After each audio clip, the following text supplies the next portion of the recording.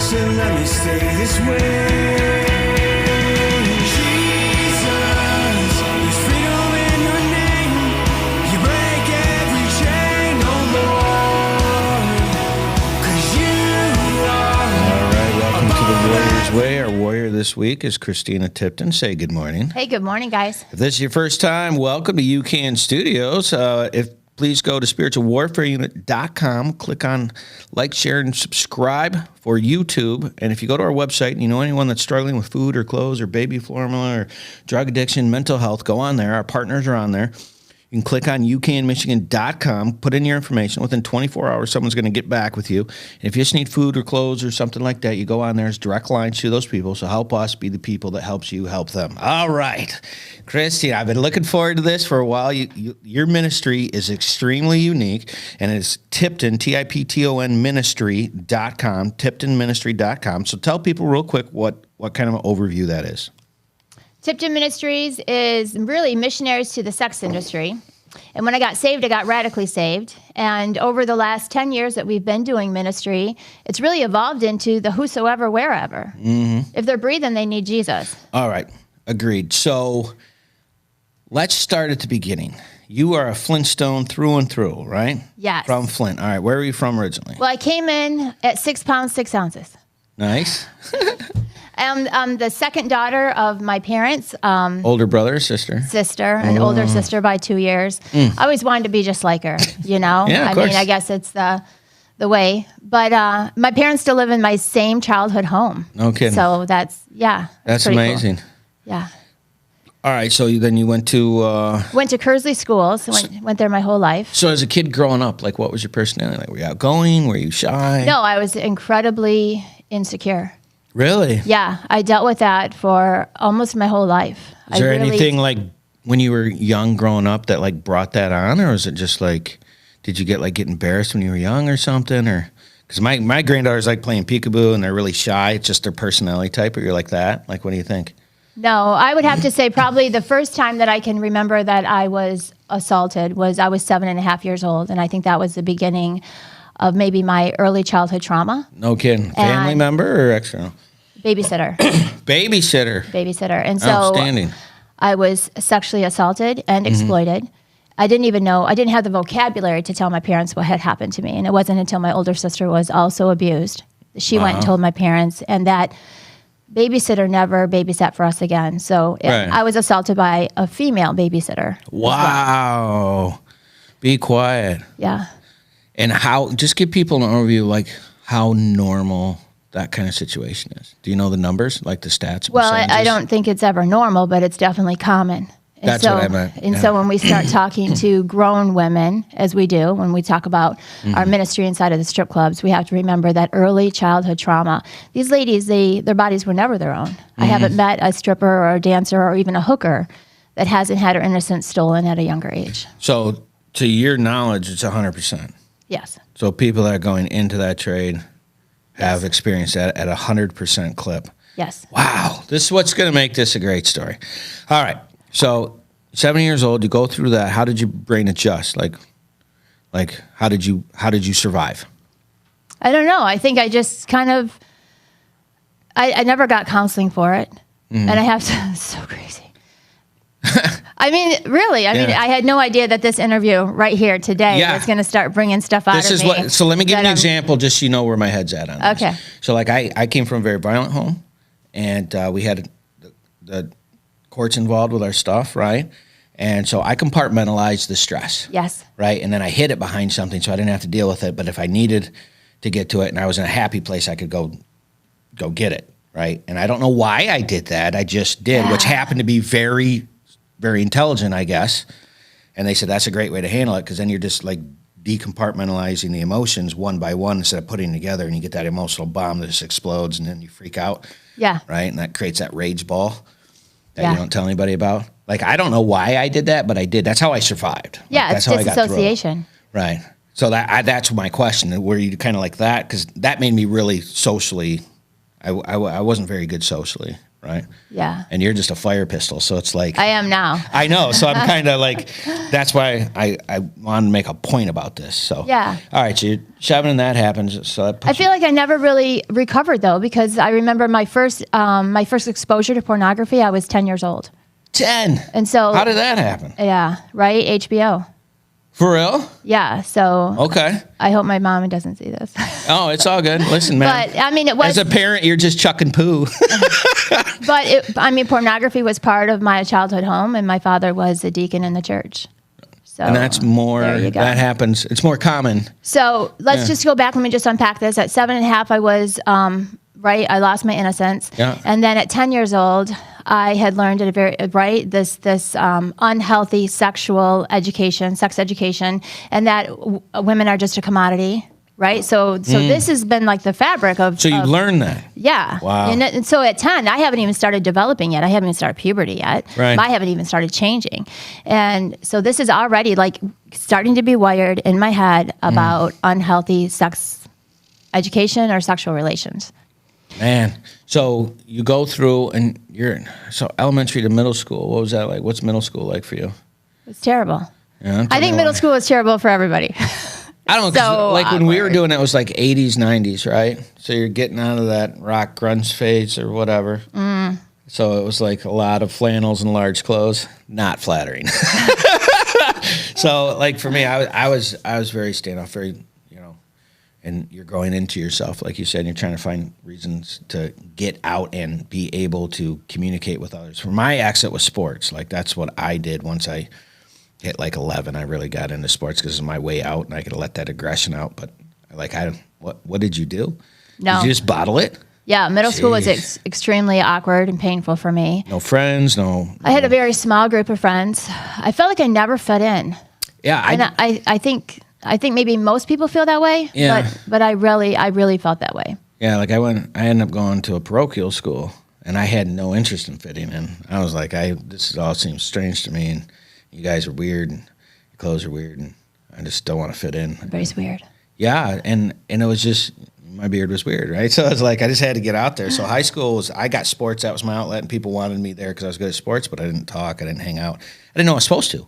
Yeah. I didn't even know I needed it. Like, Yeah. I didn't understand social function was a necessary thing. Like friends, that's a way to get hurt because Yeah. people hurt you. So why Yeah. would you do that? Yeah. You need to be at home with no one in your basement. Like that's how I grew up, right? And if it Wow. wasn't sports, and you go like I could only listen to hymnal music. I didn't listen to my first stitch of rock music until I was 16. Oh, yeah. So same. I was 12. No kidding. Yeah. So- I remember my first song that I heard that was from MTV was Little Pink Houses. Little Pink Houses. Yeah, my first one was, I think, the Black CD from Metallica, right? And the So- Sandman. Oh, man. Oh, yeah. I was going to the Canusa games, playing soccer. And they're like, oh, listen to this. And I'm like, what is this? Right? Because your body just starts. It was really neat. So high school, what was that like for you? Well, I have to go back. I was 12 years old when I ran away from home. So I was already in trouble at home with my parents. What was the reason? I was... It's all good. The reason was my parents let me go to the neighbor's house to go swimming, and me and my friend, we ruined the pool liner. You ruined it. So back in the day, you could dive for golf balls. You Yeah. probably remember that. Well, we had learned that you could take a golf ball and you could write with it, like a chalk on the pool liner, and we And were... it ripped. Yeah. That just means they didn't glue it well. So you took off because you were afraid you were going to get in trouble? Well, I was already in trouble with my parents. Oh. Right? Now I've messed up their relationship with their neighbor. Oh, right. So it's not, and now I put my parents in a financial bind to have to pay for it. Like I was already in trouble. Well, so they put that on you? Okay. So, yeah. That's cool. So Yeah. I was missing for 2 days. Yeah. And so imagine the trouble I was in when the police brought me back. Yeah. So, and that was 12. When I was Yeah. 15, I stole a car. Well, I stole a few cars before I got caught. All right, hold on. What's the reason? Why? Just to be dangerous? There was something. Was it money? No, there was something inside of me, like anywhere but here. So it was Anywhere just but get here. out. I felt like there was such a collision between the conservative Christian values that were taught in my home Mm. and the fake Christian. All right, let me ask this question, and this is coming from a place of experience, and that's why I'm asking this question. And I can be wrong, okay, but I'm asking. So when you were growing up and you went home, were they the "Hey, how are you" people, and then you go home, it's the violent, angry, disagreeable people, or were they the same person they were at church that they were when they were at home? Because in my experience, this was a show, and this was real. Home was real. This is a show. That's how my mind understood that. Does that make sense? Yeah. What do you think? So my parents were strict. I remember my parents saying, "This is why we have children. You have chores. You have this. You're going to do this. You're there to be my pack mule." That's So outstanding. We would have company almost every Sunday. You know, my father would have us, my father, right? So military, all of that, very strict. And, you know, we would be expected to serve the guests, clean up the table. And my father would say in front of the guests that we just went to church with. Like, this is why we have children. This is why we have children. And so this already, right? I'm growing up with this. Yeah. And another thing was do as I say, not as I do. Yeah. And so these were some things. And so inside of me is this inner war, right? Anywhere but here. And I feel that. So you're like, even if I'm going to juvie, I'm better.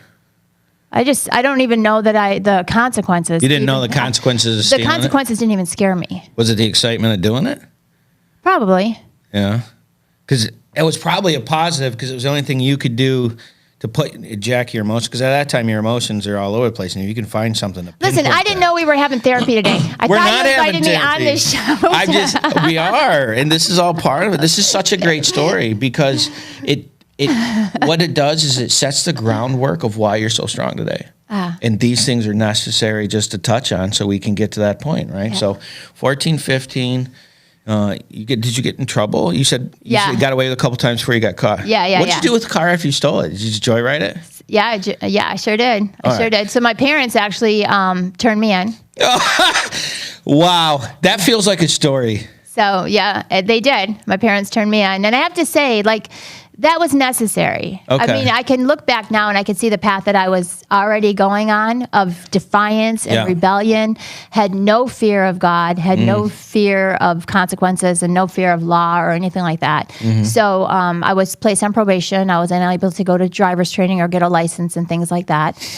And but I can look back and say, you know, again, you had heard about me very nearly not graduating high school, and I can see that some of those things that my parents used to snatch me back to make sure that I had something that would be considered useful in the future, that would be able to platform into an opportunity. Yeah, because let me say, just because your parents are strict or difficult or they're one way, that doesn't make them bad parents. Everybody's got faults. Oh yeah, it's just how the core brain response to that response is extremely interesting to me because I know it really molded me that 5 to 7 to 11 year time period molded like what happens if I do it? Like, is it going to be bad? And how is it really? Because like getting beat's not really a reason to stop. But like if I'm only going to get 5 to 7 swats, I'm going to go do it. But if I'm going to get like 10 to 15, I got to kind of watch what I'm doing. Yeah, we're going to need stitches. Yeah, right. Because I have if there's a bruised smile on my face, I got to watch that. But before we get in this next part, before you graduate, we already got to go to our first break. If you've not checked out TiptonMinistry.com, please check that out. Like, share, and subscribe. Sit tight. We'll be right back.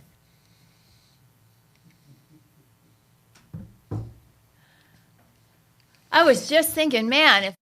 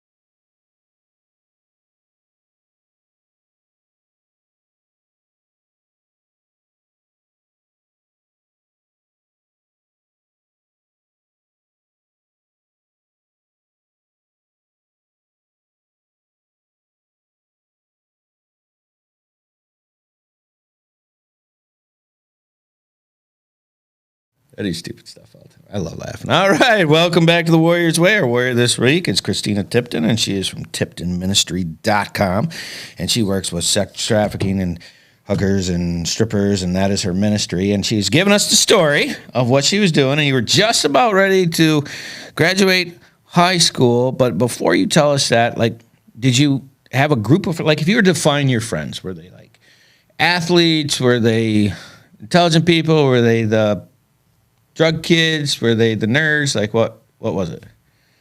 I'll just tell you, I didn't fit in. No friends. I have a hard time with that, but I'll take your word. I can tell you this. I remember going to the Whiting to get ready to graduate, to line up in my cap and gown, and I remember thinking, I don't have any friends to even walk with. Like, there was just something that I just felt like I just never fit. I can't explain it. When I was 16, I started dating a fella from Flushing High School, and he was a couple years older than me. So he had a car and he had a job, and we started dating. And with that, I just didn't have any social connections at all. You know, I went to school. I had told you I had to get a job to graduate. I did credit recovery through employment, and I went to work and dated him, and that was it. What was the job? I was waiting tables. And you said you were making like $300 as a kid? Yeah, $300 a week scraping change off a table. And that's what got you kept in school because you were making money to go to school. Oh, yeah. That's not a bad proposition. Yeah. If you think about it, listen, talk to the parents, say if you can get them keeping a job, they go. And the other thing is, like with waiting tables, I was coming home with money every night. There's an incentive there. Yeah. Me working a job at Taco Bell or somewhere where I have to wait 2 weeks to get a paycheck, it's a little different. It's going to be Right. I'm going to start bailing and cutting out on that too. But there was always an incentive for me to go to work because you're leaving with a bag of cash in I your was pocket. leaving with money. Nice. All right, so you graduate high school. I graduated high school and then I got married. I had told you, I don't know if it Wait, was. like right out of school? Yeah. The Flushing young man? Yeah. Okay. And you were how old? 17? 18? I was 18. Okay. I just turned 18. So my birthday's in April, graduated in May, and got engaged and married. So that was quickly. your out. That was your out. Yeah, because there was something inside of me that was warring that said anywhere but here. I had told you when I ran away from home, there was something that was just like anywhere but here. When I stole vehicles, anywhere but here. Yeah. And So you leave and you have your guy, and what happens? Well, I got married at 18, had my first baby at 19. I really thought that motherhood would be my savior. I did. Why is that? Why do you think motherhood would be your savior? I don't know. I really thought that I'm just going to be a mom. I'm going to maybe Isn't it crazy? I've asked probably 10 people that question, and they're all like, I don't know. I don't know, but I just know that I knew I wanted to do it. Yeah. That's crazy. I just knew I wanted to be a mom.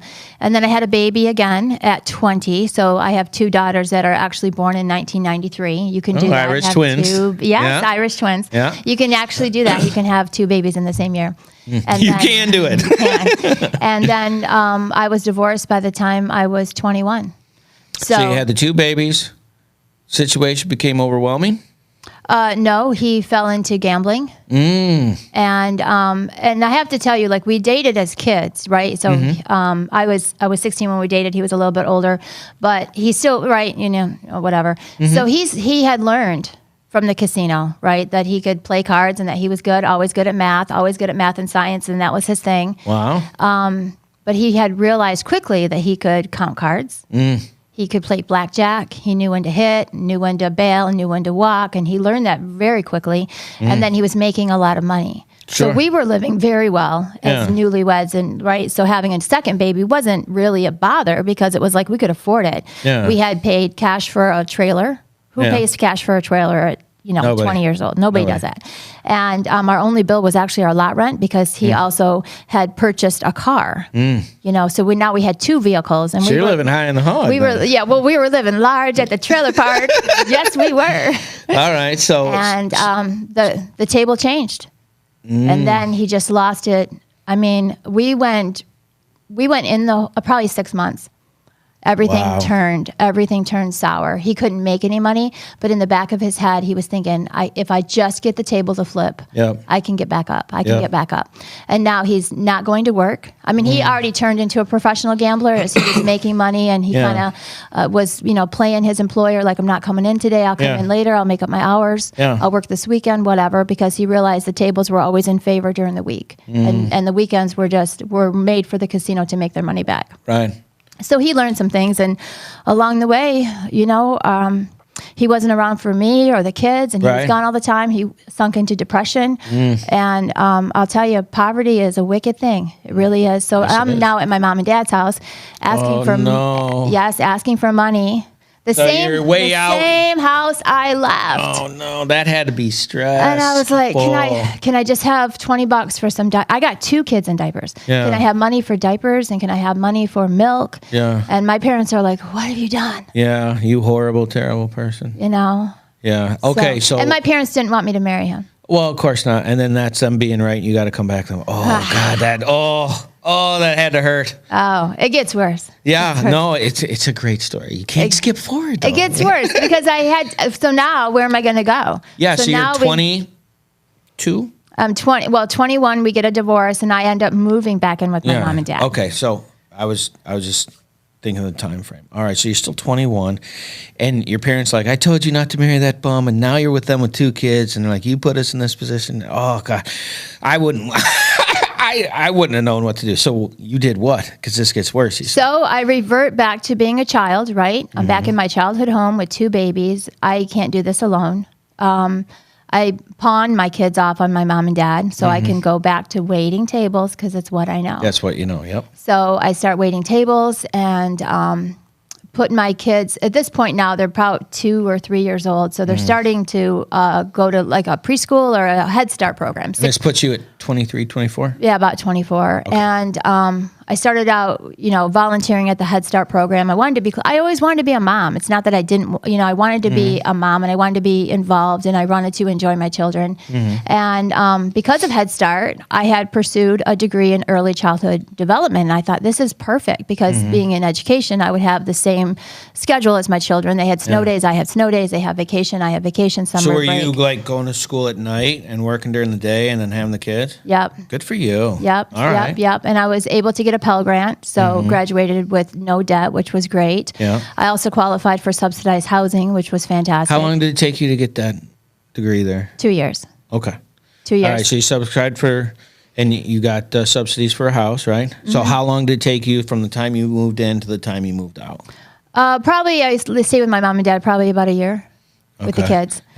And then I moved into our subsidized apartment and worked on my degree. And at that point, it got really difficult because the kids were now in daycare. They're in daycare. They're in school. I'm working. I'm trying to keep the rent paid, trying to keep doing it all. And I was exhausted. So, but I graduated. Yeah. So what year was that? Oh, gosh. 90. Probably 94, 95. Okay. Somewhere in that. So you graduate 94, 95, making your kids 4 or 5. Yeah, somewhere in there. 4. Okay. Anyway. So you graduate, you're exhausted, and then you do what with the degree? Oh, I met another man. Oh, don't you know? Yes, somebody that would take care of you. Mess me up. Wait a minute. What? Wait, what? Yeah. So I meet this. Where did you meet him at? That's a good question. I don't want to tell you. Oh, okay. I met him at church. You met him at church? Yeah. Okay. Yeah. So you met this guy at church, and you're hanging out, and how long did you date? We only dated a few months. He asked me to marry him. He also was... Yeah, she'd marry you after a couple of months? Oh, my gosh. I'd have been like, ding, ding, ding, we have an issue. Well, when you're healthy, you think that. Yeah. But there's still stuff in me that hasn't been dealt with, stuff that I've been stuffing, right? We talked about disassociation. Yeah. And if we could start looking at the boxes, I kept myself very busy so I wouldn't have to deal with stuff. Yeah. I kept myself focused with children and thinking this is gonna fulfill me. This is where I'm going to have my identity in being a mom. Yeah. I'm going to try to, I'm going to do this by myself and kind of, but there was still that brokenness inside of me. So I met this guy at church, and he also was a single father, so he had full custody of his daughter. And he said, don't you want to stay home and just raise the kids? Hello. Yes, please. Yeah. Because Check. I just told you, I just graduated. I haven't even used my degree yet. All right, so hold on. Before you punch forward, I want to make sure I get this right. You're in the middle of your life making a decision between being with a guy and being a stay-at-home mom, or using your degree to use it for kids. Oh, wow. Okay. So what happens next? So he's like, don't you want to stay home and raise your kids? And I'm thinking, yeah, for the last 2 years, I haven't even done that. I've been so busy, and raising these kids have been such a fog. I haven't enjoyed them being 3 and 4. Right. I really haven't. I've been tired. Yeah. You know, I'm putting the kids in the bubble bath so I can clean the house and just keep them out of making another mess. Yeah. You know, just trying to juggle all this stuff. Yeah. So when he came in, and I thought, oh my gosh, he's going to be my savior. Yeah. And he had a very good job with health insurance, and he made, he would say, I make enough money for the both of us, and you can help me raise my daughter, right? And I have 2 girls at this point, and I'm thinking, yeah, this would be perfect. And his daughter was just a year and a half older than my oldest, so they all just kind of jived, and it seemingly was good. Yeah. And I married a monster. I literally walked right into domestic violence. Okay, so how long was it from the time that you married till it happened? 3 months. No way. So you were with this dude less than 6 months, Yeah. and now you're stuck. Well, I mean, you know what I'm saying. you you made this decision, and you're like, oh my gosh. Yeah, well, I didn't even know how stuck I was, because when he first swore at me, raised his voice and swore at me. Yeah. And even my father never swore at me. Like, even as angry as, I never had anyone do So it was that like to a me. culture shock for you, because I'm like, nobody's ever talked to me that way. Yeah. And I was like, no, I'm going to go back to doing, right? I'm going to go back. I'm leaving. I'm leaving. Yeah. We ain't doing this. And he chased me out of the house, and, I'm so sorry. And, you're like, Oh, yeah. And I'm thinking, gifts. Yeah, gifts. Oh my gosh. I drove a Cadillac. Sure you did. I lived in a 6-bedroom home. Oh, sure you did. Right? We had, like I just said, and the truth of it is, where would I go? What, go back home to my mom and dad? And now you have all this to lose. Go back to food stamps? Go back to my subsidized apartment? Well, for the record, that government cheese makes great grilled cheese. But beyond that, it's tough. It is. That is true. And then you got the Cadillac in the 6-bedroom house, and you're like, do I put up with it? What? Before you answer that question, we have got to go to our next break. Please check out TiptonMinistries.com. If this is your first time, please go to Spiritual Warfare Unit on YouTube. Like, share, and subscribe. Sit tight. We will be right back. I'm really impressed with the teachings that Isaac has been bringing to us, as this is all based from Proverbs. I like it because it's simple, and it doesn't matter who you are. It's very easy to understand and apply to your life. It points out, my bad parts, and, but it's showing me how to do the good parts. And, I'm trying to apply that and, make a better life for myself, because I'm tired of where I've been. It's impacted a lot of the guys as they continue to talk and ask questions after the meetings, as they speak to one another regarding the meeting and the messages and the topics that are being brought up, which are down-to-earth topics of situations and things that we live with on a day-to-day basis. He takes the Bible and he breaks it down into simple terms and where you can understand. And like I said before, sometimes a lot of churches, even the Salvation Army, sometimes we start using these big words that people don't understand, like even saying someone got saved. Well, what does that mean? What does it mean when you say someone got saved? And it's accepting Jesus into your heart. So it's like words like that we use that people don't understand. It's just very interesting how he points out, the different things of, the sin part, and then he comes back with the, how to make it better, and he just points it out. It's there. I didn't know all this stuff was in there, but now that he's pointing it out, it's like, wow, I guess if you really dig into the Bible, you find these things. This is a daily moral standards that we can live by, that the teachings are coming from. And honestly, we can take verse by verse as what he's done, and pretty much he's done the hard work for us, and now laying it out so that we have an easier understanding. There's some people who don't like to be in Bible classes, but this one seems to get their attention. Humor is always the way out, right? All right, welcome back to the Warrior's Way. Our warrior this week is Christina Tipton, and she's from TiptonMinistry.com. And you were just getting into what you had walked into after a couple of months with this guy, and then he gets violent, and then he gets you all this stuff. So now you have something to lose, and you're in the middle trying to make this decision. Yeah. Right? So what happened? Well, I went back. Wow. Went back, of course, right? He said he was sorry, and my hope is that, he would really be sorry.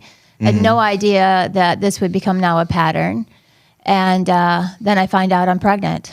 Oh. So now we have an anchor baby, something that he would Anchor you to the violence. He would use as a pawn to manipulate me. And how long was that from the time it first happened till you got pregnant? How long was that? Less than a year. I mean, I got pregnant quickly. Yeah. We had already talked about it though, right? Having a baby together and all that stuff. So Sure. this was before the first time. Yeah, and we I just had want to talked put a about it. rail on this so we understand the gutters on this side. So you're trying to get in a situation where you're taking care of your kids, and being in a situation with a violent man was better than the situation you were in prior, even though it's not what you wanted. That's why the decision you made was there, because you had stuff. You weren't starving. You weren't exhausted. You could live a little bit. So it was a compromise on your person. Yeah, for sure. And then my children had a safe place to stay. Sure. They weren't living in the projects. Right. My children had some stability. We were now in a small town. We were, if you understand domestic violence, also isolation. So now I'm an hour and a half away from my support system, my parents. I didn't have a cell phone, wasn't allowed to make a long distance phone call, and those Wait, kind of did things. you say you weren't allowed? I wasn't allowed to. Weren't allowed to make Remember, a phone I wasn't call? making any money. I wasn't making a contribution. Oh, to because the he had the money family. for both of you. Yeah. Which turned into you not making a contribution, which was his choice. Yeah. Yeah, that sounds fair. Yeah. And All right. right? I had no money. Yeah, I had no of course money. not. Even Because he made enough for both people. Yeah, and even when he would send me to the grocery store, I would have to make out my list, and then I would have to say how much I was going to spend on bananas, how much I was going to spend on cheese, how much the milk and the bread was going to cost me, and total it up, and then I would have to ask for that for $62. All right. So if I was to ask you how close his personality was to your dad's, what would you tell me? Yeah, I would like to. He's not like my father. My father was not abusive. I can tell you that. But there was some things that I can see with my husband at the time, that he was very manipulative and he was very good. And if you met him, you would think he was a real swell guy. So when you look at narcissism, that's what I would say, and bipolar. And those are two things that my father didn't have. And so if we were going to look at some daddy issues, I would say I have issues somewhere else. I was just trying to figure out the correlation, because Yeah. you're always like, you're going to find Yeah. somebody like your parents, and I know so Yeah. I was just curious as a correlation. So that's there. So probably for at a surface level, but not at a deep level. So like, good for your dad for not walking down that path, right? Yeah, and my dad made some really good decisions for us as, as a family. My father grew up in an alcoholic, very dysfunctional, very abusive home. And so when my father graduated high school, he joined the military because he Right. had said, this is my only way Same. out. So, right? So if we start looking at anywhere but Yep. here, right? My father pattern. had that within him as well, and he joined the military. And because of that, he got the GI Bill, got an education, and changed the whole trajectory for his life Right. and for us. All right, so, and that's why it's important to get a rounded view of somebody, so because any perspective can make somebody look a certain way, and I'm glad that we brought that up, because it sounds good that you see him from a whole scope of look. So you're going to, so this makes you, so you get pregnant for the third time. How old are you at this moment? I'm 26 when I had my daughter. All right, so you're 26. You're an hour and a half from the people that are supporting you. I mean, you had to not be happy when that happened. It was so sad. Even when my parents would come and visit us, remember, we lived with my parents for a year. Yeah. So my parents had, a good relationship with the children, with the daughters, and they would come and they would visit. But then it always escalated the violence. He was can I say that? He was such a dick. Yeah, he definitely Just made it so difficult. Yeah. And so my parents had said, you know what, we're not going to come visit anymore. he got angry with your parents? Oh, yeah. Was it because he was jealous of the relationship? He or? even threatened my father. Wow. Yeah. Really? And then my dad's just like, you know what, I can't win here. Yeah. And then I'm in the middle, right? I love Yeah. my parents. I want something different than what I have, and a hope and a wish that I have with that's the yoke. my husband at the time. But you had to be healthy enough to get it, and you weren't, right? No, and every time I stayed, like I left him 8 times. Wow. 8 times. So that's about once a year that it would finally just say, what am I doing? I'm out of here. Peace out. I would drive halfway to Flint, but I never had enough gas to get all the way to Flint. Oh my! And then I would gosh. end up coming back thinking, even if I could, even if my Then mom what? somehow met me, where would I, Yeah. what?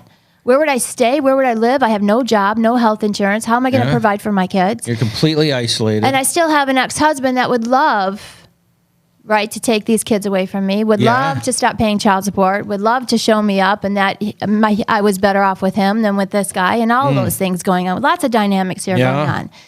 And so I am going to get back to my first ex-husband, though, my high school sweetheart. He ended up suing me for custody of the children. Wow. And I have to tell you that was, I'm going to say right here, that was probably the best thing he ever did for me and the worst thing he ever did to me. And still to this day, I could say, I know that he loved me in some juvenile childhood Yeah. way, that he loved me. And Hold on a second. I catch me up. When did that happen in between? Did that happen after the 8 years? in yeah, between? this was the final straw, actually. All right. So before we get to that, explain why, like, the 8th time was the time. Like, why were you just done with it? Why was it that one versus before? Yeah, I think, well, as I know with survivors, is that usually if it's a low number, I always ask somebody when they're in the front seat of my car and I'm taking them to a safe house or to rehab, how many times have you tried this? How many times have you left? Yeah. And if their number's low, I can expect in the morning they'll be gone And they'll go back. and they'll go back. And you know that because you did it. And I know that because I did that. And I think psychologically, with every time I left, it was either like I wanted to die. The night that I left, like I am healthy Yeah. today. Yeah, yeah. But the woman that left him was just a shell of a woman. I had no dignity left. I had nothing. I was severely depressed. Yeah. I had nothing, no hope. And I don't know if there's anybody out there that's ever felt like it hurts to breathe. Yeah. But that was me. And so the night that I had left, I had called my mom and I had said, Mom, you got to come get these kids because I'm out of here. And I had already purposed in my heart to commit suicide. Wow. Remember, I still have my ex-husband who's Yep. suing me for custody of these kids. Now, when did that happen during this 8-year time? This was at the very end. So right when you're like, so he's suing you to get the kids because he sees a situation that's and horrible. and he says to me, listen, you will never leave for yourself. You'll never leave for yourself. I just told you, I believe that he truly cared for me. Yeah. And he said, you'll never leave for yourself. Yeah. But maybe you'll leave for your kids. One day you're going to wake up and you're going to realize you don't have no marriage because this is not a marriage. Yeah. No, it's a This dictatorship, is right? hostage. Yeah. And you don't have your kids. You're going to wake up one day.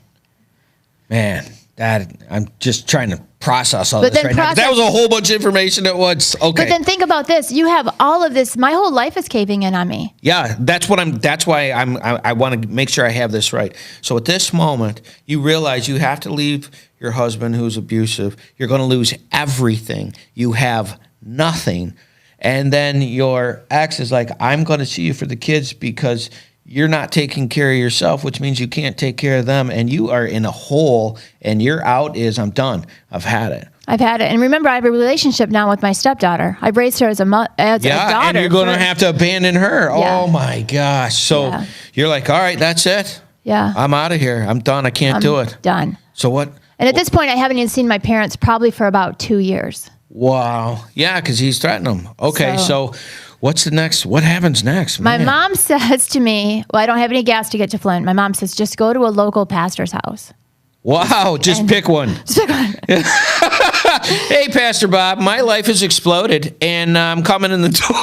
It wasn't even like that. So Oh. I literally left in pajamas and my 2 kids, and we left. We escaped with nothing. And when I say escape, this is now the beginning. Yeah. We drive to a pastor's house, and it's late. It's already dark. I remember this. Yeah. And I ring the doorbell. They're not expecting me. And I say, can we come in? So they gave me some counseling, and they loved on the kids. We crashed at their house for the night I can't remember the last time I slept. Yeah. Yeah. And so it's like and 2 or this- 3 days. This was just the beginning Okay. of what God would have for me. All right. So, and you make a rose sometimes, you got to use a lot of fertilizer.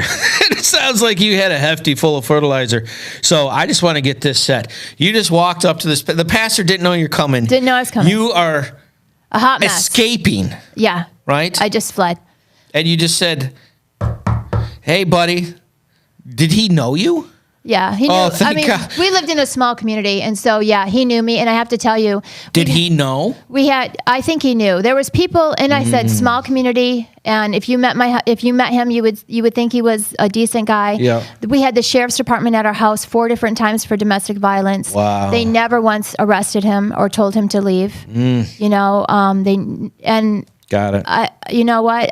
You're stuck. Our local police department that was right by the school. Actually, we stayed in our Cadillac we were homeless for Yeah. a little bit, and we lived out of the Cadillac. And there was a police officer from our community that gave me gas and got us some Happy Meals for the kids. And he said, I always knew there was something wrong with that home. Wow. He said, I didn't know Couldn't you. put his finger on it, but he knew but I something. always knew there was something not right in your home. All right. Now that we Because if you looked at it, you would say, wow, she doesn't work. She drives a nice car. The kids are in school.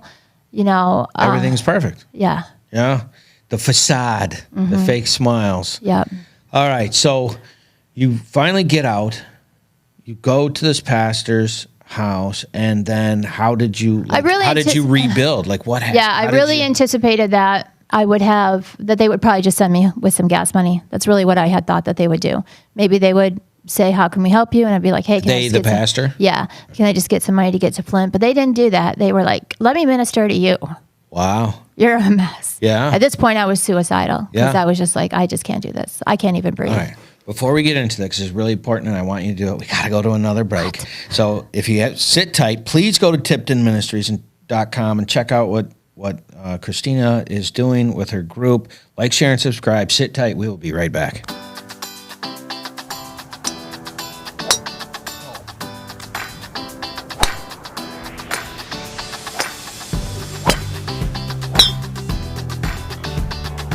Hey, it's Aaron with UCAN. We're out here at our 3rd annual golf outing here in the Genesee Valley Meadows. So, really good day. We have a great number of teams, great sponsorship, great people. We're hoping for a great time. The weather's good. So, we appreciate all the support we get at all of our events. It helps us fight the fight that we fight. So, thank you all. Stay the course.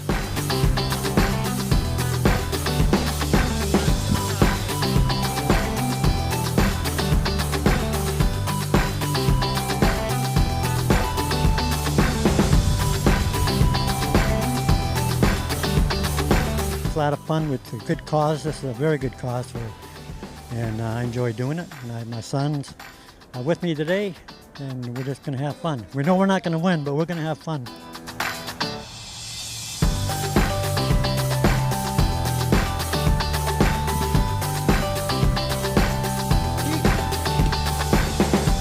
Oh, today is an awesome day today. This is our 4th or 5th one here, and can't thank UCAN enough for what they do, especially on this situation where they have this outing. Mark and Debbie and all of them. It's just an amazing outing, and I couldn't think of it brings back memories, but it's a wonderful thing, and we really appreciate it.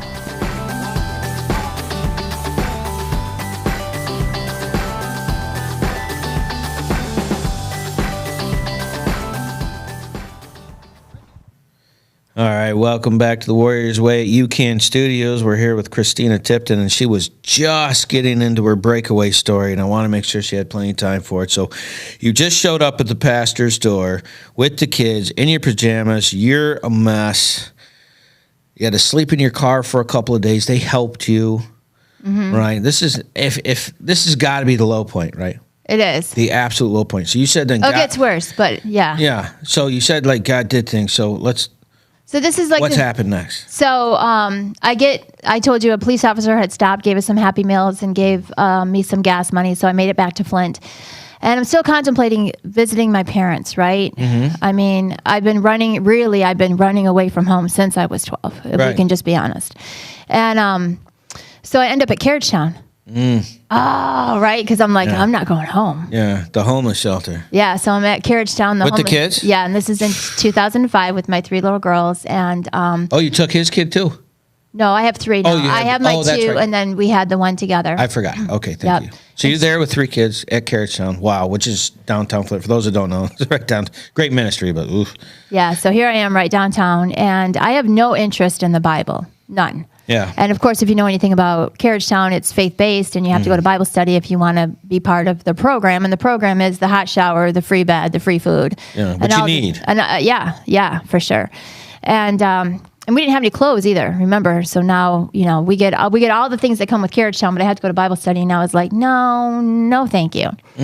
And one of the mentors that had this is kind of where I'm at because I'm not interested in Bible study, but my mentor from Carriagetown had said, listen, then maybe you should go home to your mom and dad's house and just see what they say. You need to call your parents, let them know you're in Flint. And she had said, there's plenty of people here that don't have any support system, but Right. you have parents. Yeah. Call them and see if you could stay there. Yeah. And oh my gosh, so I'm thinking, okay, I'm going to call home. I hope my mom answers the phone. And she doesn't. It's my dad. And so, like I had said, my dad wasn't abusive, but my dad could be harsh. Sure. And my dad answers the phone. I said, "Hey, Dad, can I come home?" And he doesn't know that I'm at Carriagetown. He just, Yeah. And he says, "Under one condition." And I was like, "Oh, because Don't say go to church. like it just cut me." Yeah. And I was, I said, "Well, what's that?" And he says, "That you don't leave. You stay here for 1 year. You're not leaving. You give me a chance to know your kids, right?" He doesn't even have a relationship with my little one.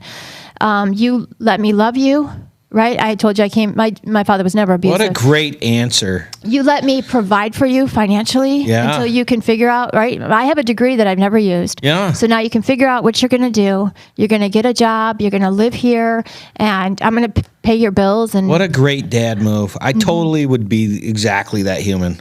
I'd be like, let me help you for a little while. But the agreement was I didn't go back when it got hard, and I didn't run back when he sweet talked me, and I pushed through with getting the divorce, Yeah. and just making amends, and Yeah. through all of that, right?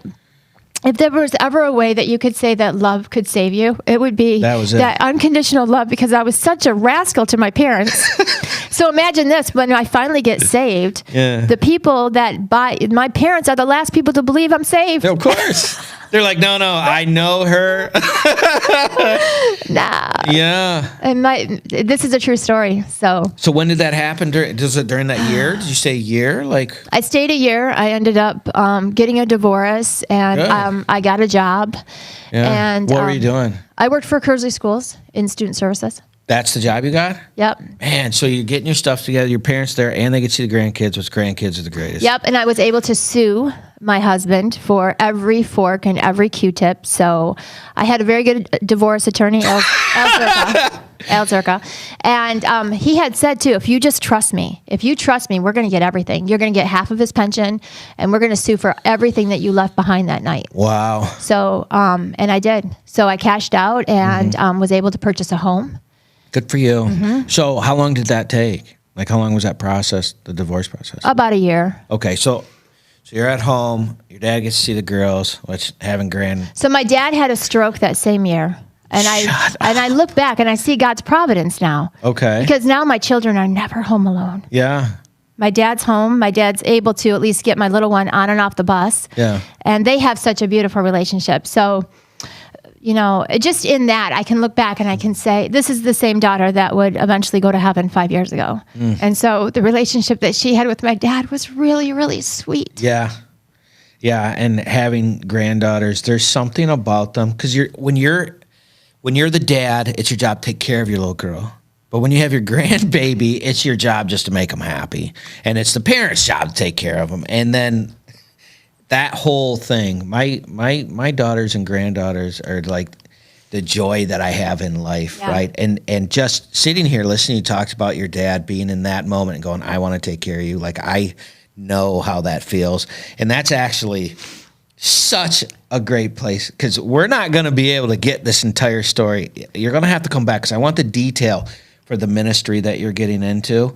But how long was it from the time that you finished your divorce, you started working at Kersley? I was single about 4 years before I met Doug Tipton, my husband now. Okay, so, and then you meet Doug, not at church? No. Oh, Here's that's the thing. good. I got to tell you, the 4 years from the time that I left my mom and dad's house, I purchased a home, had a divorce. Yeah. I became an alcoholic. I was, right, because I'm still broken. So you're trying to find ways to process. You're just finding the negative ones. Yeah. Okay. Yeah, and I'm still living for myself. Yeah. I have money and substance to Do make what you bad want. decisions with. Yeah. I'm tucking in my kids at night and then sneaking off to the bar. I'm at the bar 5 nights a week. Wow. And what was the reason, do you think? Just to not deal with it? I really don't know. I think the whole anywhere but here, I'm searching for something. My soul is broken. Like when I ask people that question a lot of times doing jail ministry and drug rehabilitation, you know what they mostly say? I was looking for peace, but they settled for numb. And I'm like, that makes all the sense in the world. Okay, can you rewind that? That's gonna be my. You just answer. want to be numb? Yeah, I just want to be numb. Yeah, and you were looking for peace, you just didn't know it. Just didn't know it. Yeah. Yeah. So then, no, my girlfriend that I was making bad decisions with, she is a barber, and so she was cutting Doug Tipton's hair, and she said, "Hey, I want you to meet somebody. He's a nice guy." And I thought, I don't really know that I qualify for a nice guy. You didn't think you were worth it still. Man. And That's such a great answer. When people make decisions and avoid the people they should be with because they don't think they're good enough to be with them. Yeah. Because of the damage. That is such a great answer because it's so true. Yeah. Right? Okay, so she's cutting his hair. What happened? So I said no, and so she already gave him my number, so he calls that night. And again, I don't think I qualify, so I just cut him off, and I said, you know what, I just already met somebody, I'm not interested.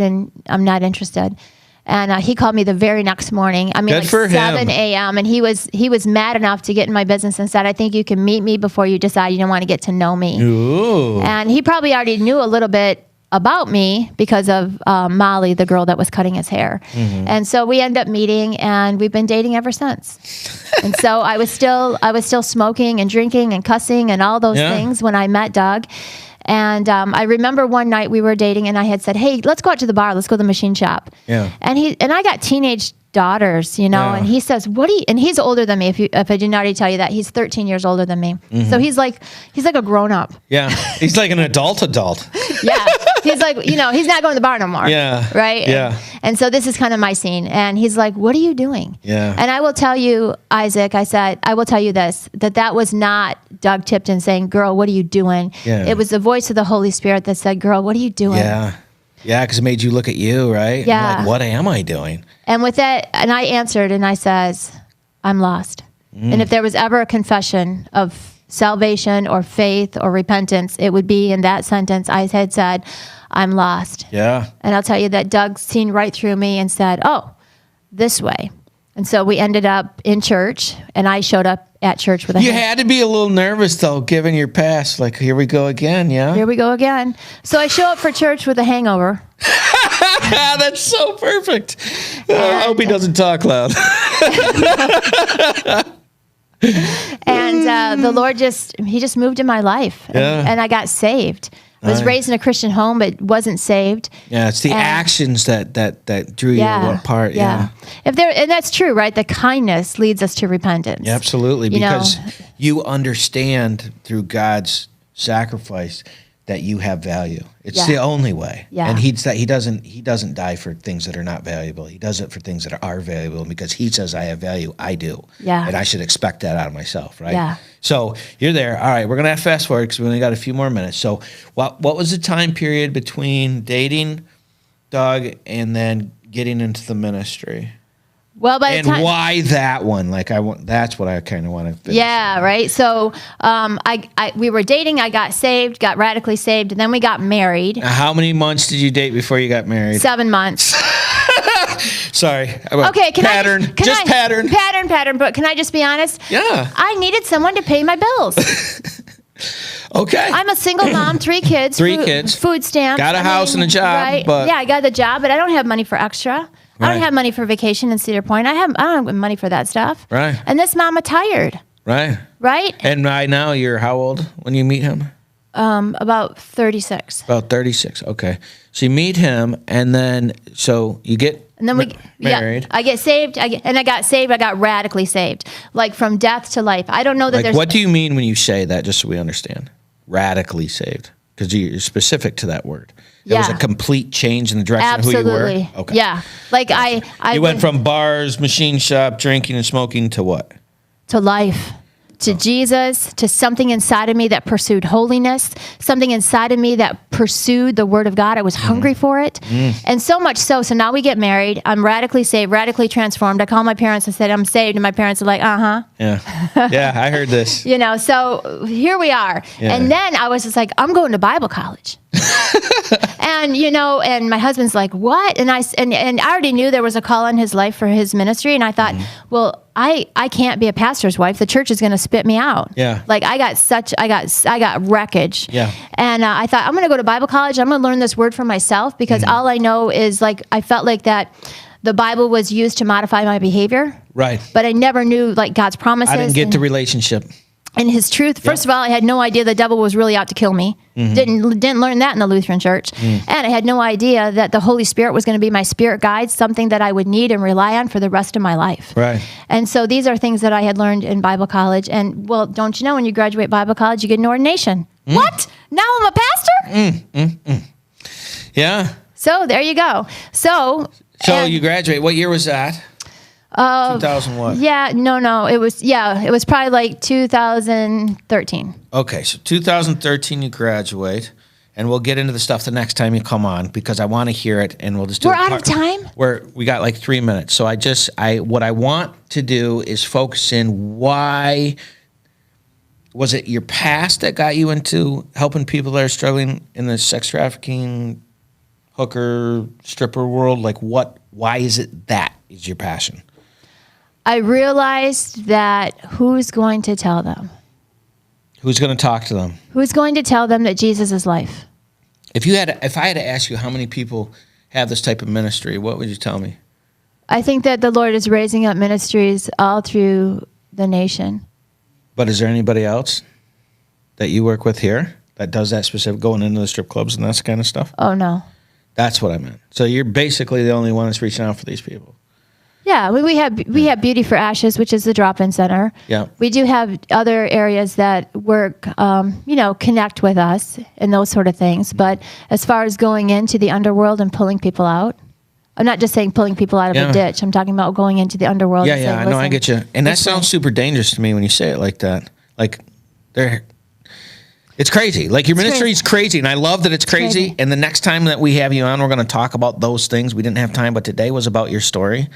And so, do you think if I asked you all the things that you went through that got you to this point, gives you the strength to go into that world and do those things? Do you think that God used that to mold you as your personality? I would tell you this.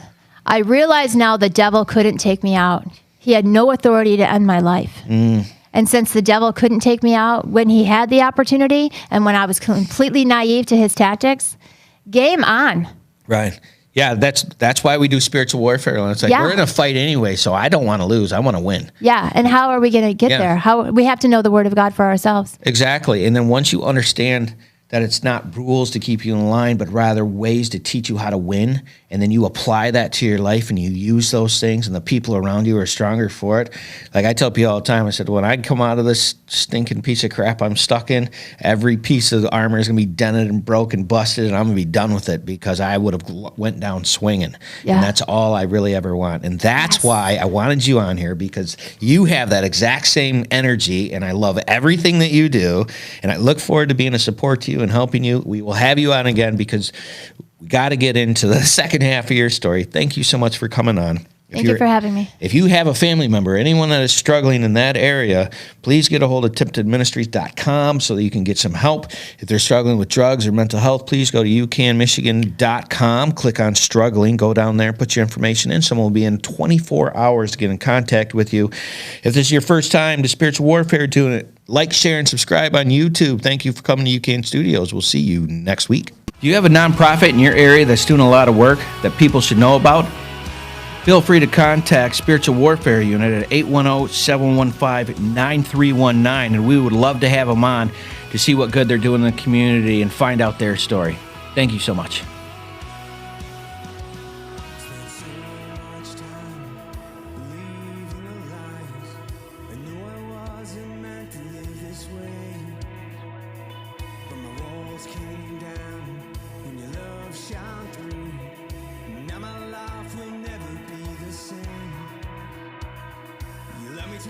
to let me stay this way.